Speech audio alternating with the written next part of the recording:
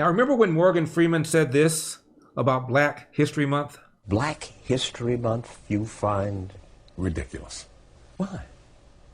You're going to relegate my history to a month? Oh, come on. What do you do with yours? Which month is White History Month? No, well, come on, tell me. Well, I'm Jewish. Okay, which month is Jewish History Month? There isn't one. Oh, why not? Yeah. Do you want one? No. I don't either. I don't want a Black History Month. Black history is American history. How are we going to get rid of racism? Stop talking about it. I'm going to stop calling you a white man. Yeah. And I'm going to ask you to stop calling me a black man.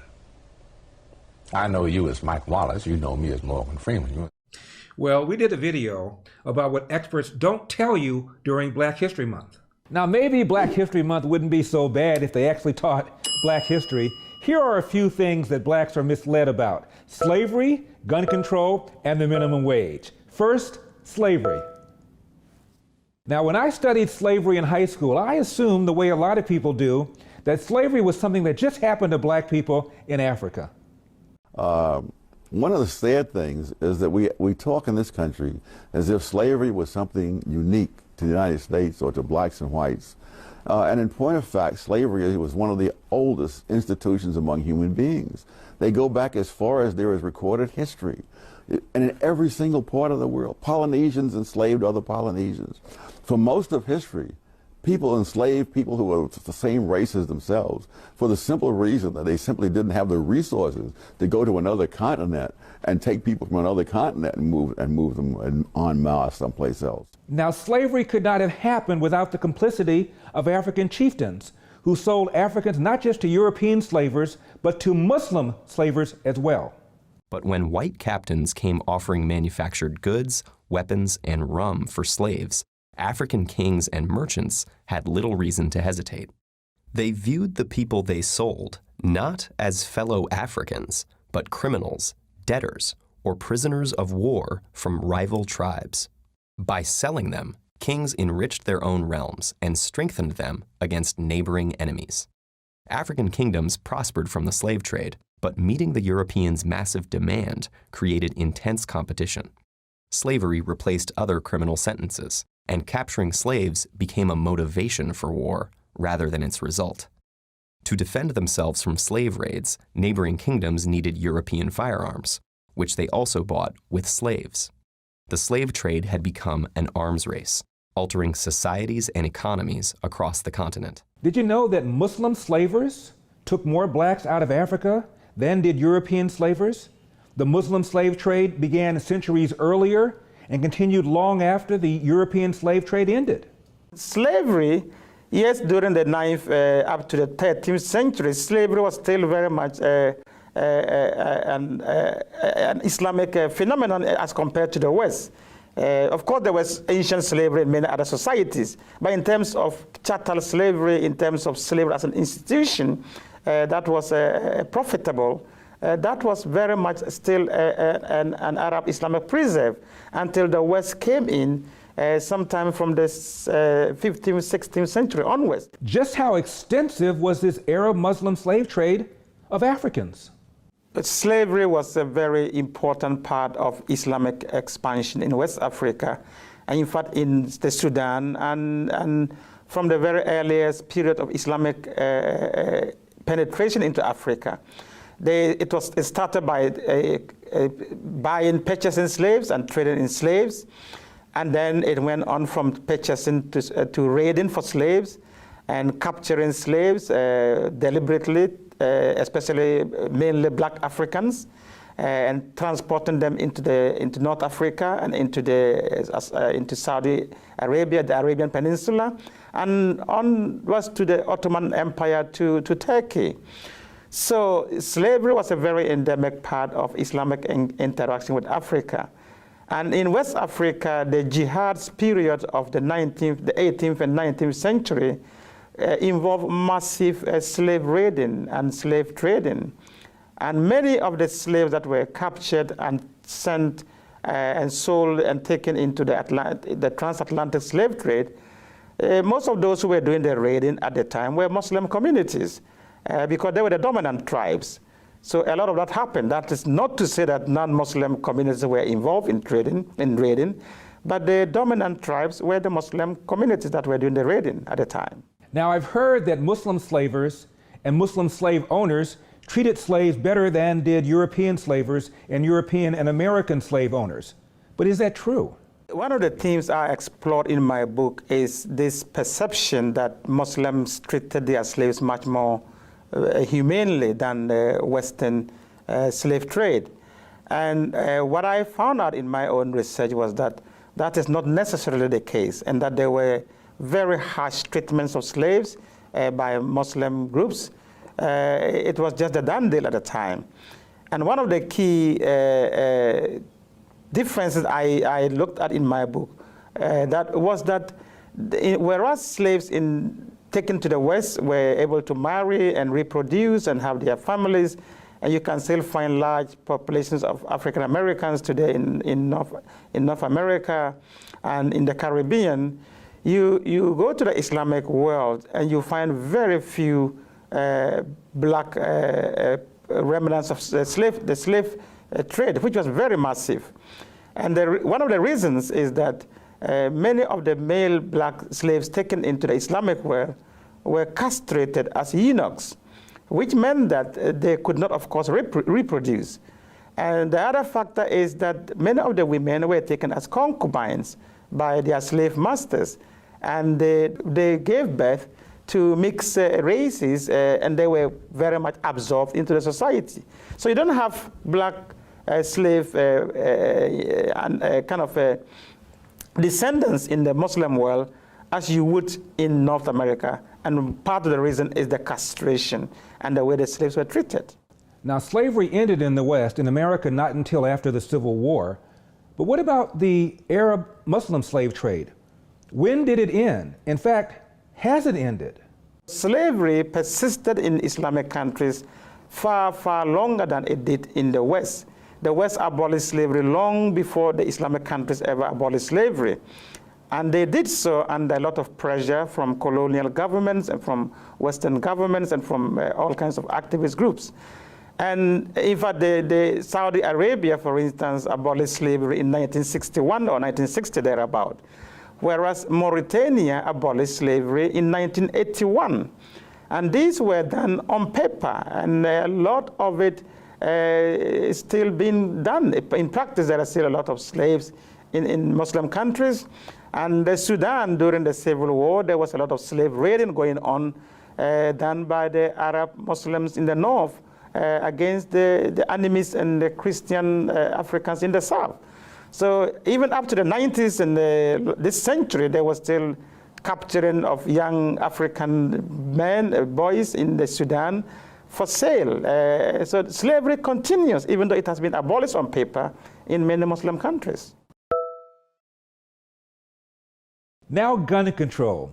Liberals, especially those living in the inner city where crime is high, often demand further gun control legislation. We fought a good fight earlier this year, but we came up short.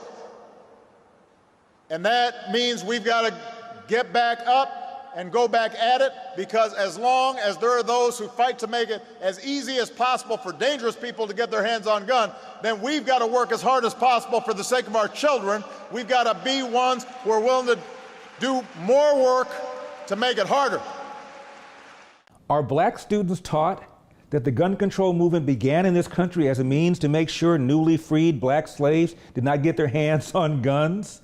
In the most infamous Supreme Court decision ever, Dred Scott, the Supreme Court Justice Roger Taney said, if blacks are anything other than chattel property, they may be able to get their hands on guns. It was a horrible, racist Southern Democrat judge named Roger Taney, and he determined that Dred Scott could not count for more than 3/5 of a person. Why? Because Dred Scott couldn't have a firearm. In fact, Judge Taney later noted, and this is in a chapter in my first book, Hands Off My Gun, that in order for him to give Dred Scott full citizenship and count him as an actual law-abiding American, that meant that Dred Scott would have the, quote, full liberty to have and to bear arms. And Judge Taney couldn't have that. Next, Democrats love them some minimum wage, don't they? Tom Steyer wants a higher minimum wage. The billionaire says that he would propose paying workers at least $22 an hour if he wins the White House. Steyer floated the idea yesterday during a campaign stop in South Carolina. Now, during Black History Month, our black students taught that the minimum wage movement in this country began as a means to make sure that blacks who are willing to work for less did not take jobs away from whites who are unwilling to work for less. By the 1960s, many African Americans were employed as farmers. This changed in 1967 when the government extended the minimum wage laws to American farmers as part of the war on poverty. Black farmers who were accustomed to making a modest $3.50 per day were now legally required to be paid $1 per hour, a tremendous increase in wages. The effect of this law was immediate and undeniable. An estimated 25,000 farm workers were put out of work in the Mississippi Delta alone. Black farmers were not oblivious to the cause and effect. That dollar an hour ain't worth nothing, said the wife of one day laborer. It would have been better if it had been 50 cents a day if you work every day. 50 cents per day, of course, was a lower wage than what her husband would have been earning prior to the law. Her point was clear. The federal minimum wage law destroyed their ability to earn a living. End of quote. The first minimum wage law in our country was the Davis-Bacon Act of 1931.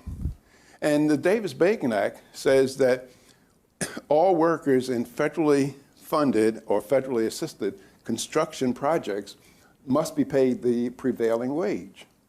And if you look on page 6513 of the Congressional Record on March 31st, 1931, you'll see congressional testimony where congressmen will say, see that contractor over there? He brings cheap colored labor up from the South, puts them in cabins, and it's labor of that sort that has to compete, that white Americans are competing against. One of the things that my friends on the left think is just grand is the minimum wage. And 100 years ago, the minimum wage came into being in the United States, state by state, and its declared purpose was to keep immigrants, women, blacks, and Chicanos out of the labor force, to drive them out entirely. Mm-hmm. Newspaper editorials, the economics profession, they all said, oh boy, this is good for the Anglo-Saxon race. Thus, the consequences of minimum wage rates have been almost wholly bad, to increase unemployment and to increase poverty. Moreover, the effects have been concentrated on the groups that the do-gooders would most like to help. The people who have been hurt most by minimum wage laws are the blacks. I have often said that the most anti-Negro law on the books of this land is the minimum wage rate. Got a question for you. Are you concerned with stock market volatility? Markets closing in on their worst year since the financial crisis. Since 2020, the Dow closed down more than 1,100 points. Financial markets had their worst day since the start of the pandemic. Do you really trust this economy? The U.S. economy could be headed for a recession. Tonight, the alarming spike in inflation soaring to its highest level in nearly 40 years. What if you can invest in a portfolio with a high fixed rate of return that's not correlated to the stock market? Well, you can turn your monthly income on or off, compound it, whatever you choose, and get this, there is no loss of principal if you need your money back, and absolutely no fees. Just log on to investwhyrefi.com. Folks, I personally invest with my own money with YRefi. So log on to investwhyrefi.com or call 888-YREFI24. That's 888-YREFI24. Now then, have you heard about Robert Smalls? No? What about Eugene Bullard? He was only the first black fighter pilot.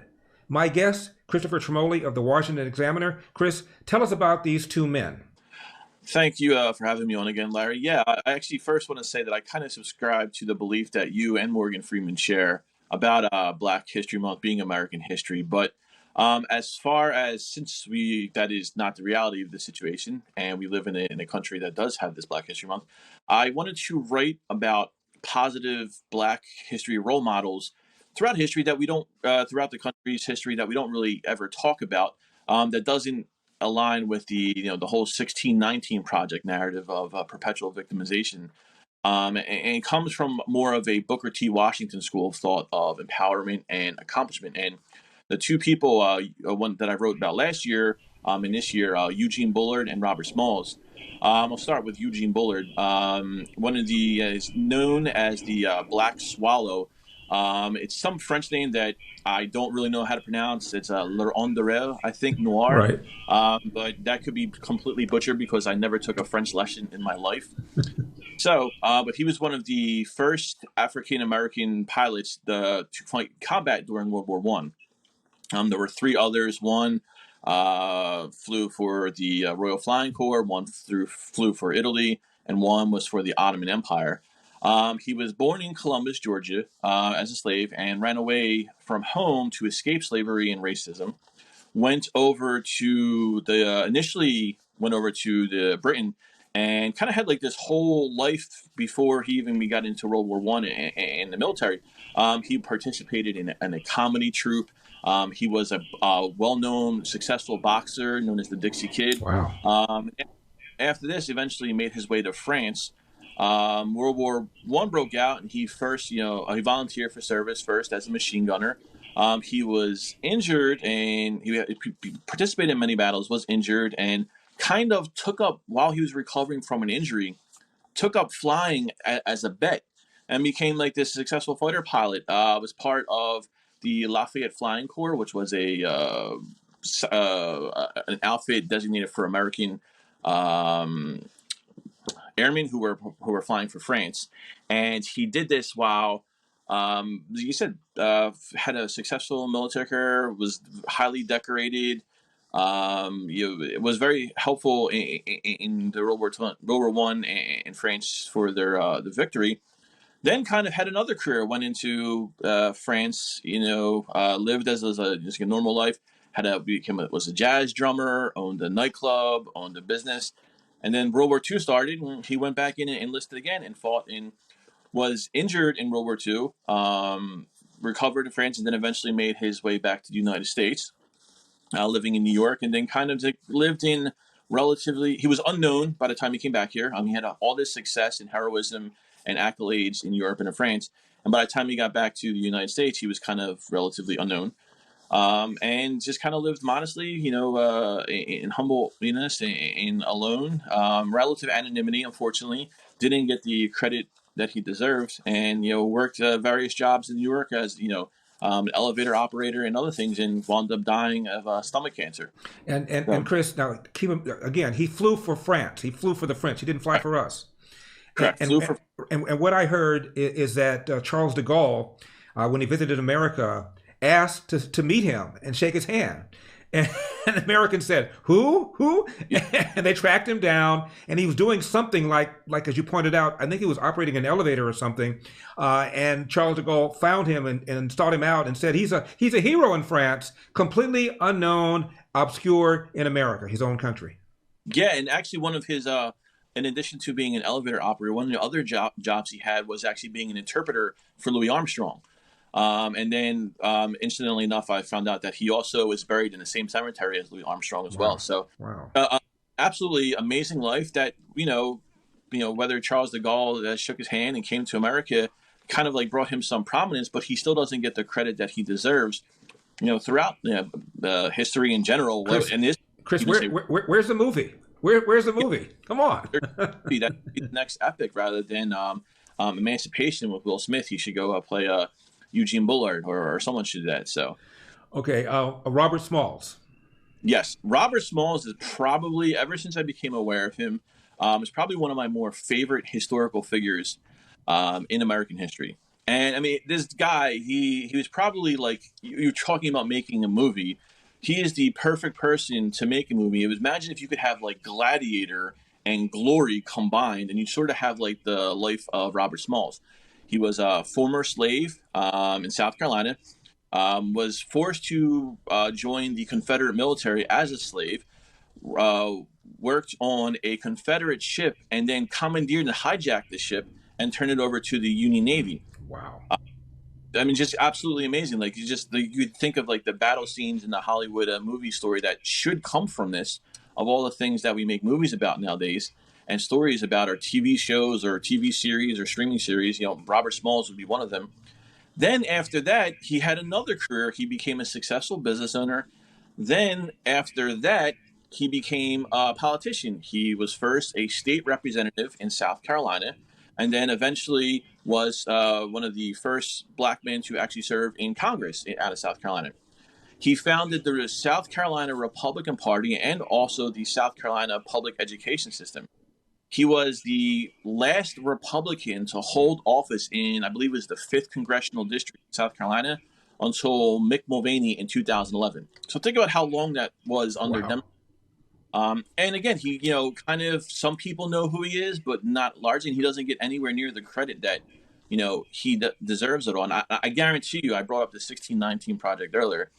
I guarantee you more people know about the 1619 Project in this country rather than Eugene Bullard or Robert Smalls. And it's an unfortunate circumstance of grip on education. Chris, let me leave you with one. Do you know Moses Fleetwood Walker? I do not. Moses Fleetwood Walker was the first black baseball player to play in what was considered to be professional major leagues. Well before Jackie Robinson. This is in the late 1800s. He played for a team in Ohio, and he was a very good player. In those days, they didn't even use gloves. He was a catcher, and he was spiked, and his career was relatively short, but he was a very, very good player. Later on, he murdered, in self-defense, murdered a white man. Stood trial for homicide in New York City, obviously all-white jury. They found him not guilty. Right. Yeah, and had a career as an entrepreneur, did a bunch of other things, but most people have no idea who he is, and they believe that Jackie Robinson was the first black player to play in the major leagues. He was not. He was the first black player to play in the modern major leagues, but in professional leagues in those days, this guy, Moses Fleetwood Walker, he had a brother who also played, but he was the first black player to play professional baseball in American history.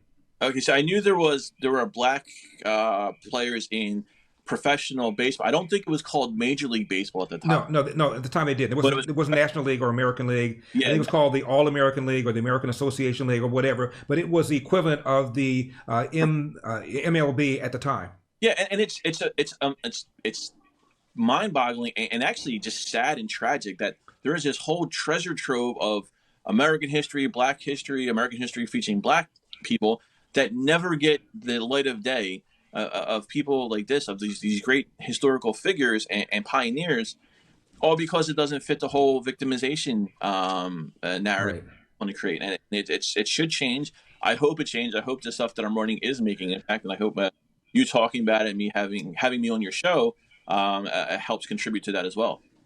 Well, it takes a white man like Chris Tremoli and the black face of white supremacy like Larry Elder to bring some of this stuff out. Chris, as always, thank you for coming on. No, teamwork makes the dream work. Thanks for having me. You got it. Now, I know you love the show, so please hit that like button, hit that subscribe button, and scroll down and make sure you get on our mailing list, because believe it or not, from time to time, YouTube apparently has issues with our videos. I don't know why, but to make sure you don't miss any, make sure you're on our mailing list. Also, you see that big round donate button? Hit that, throw a little something in the tip jar. Make sure we can keep sending you hard-hitting shows. You know, we are a nonprofit after all. Larry with epoch.com, Larry with EPOCH.com. I'm Larry Elder. This has been the Larry Elder Show for Epoch Times. Remember, we've got a country to save. See you next time.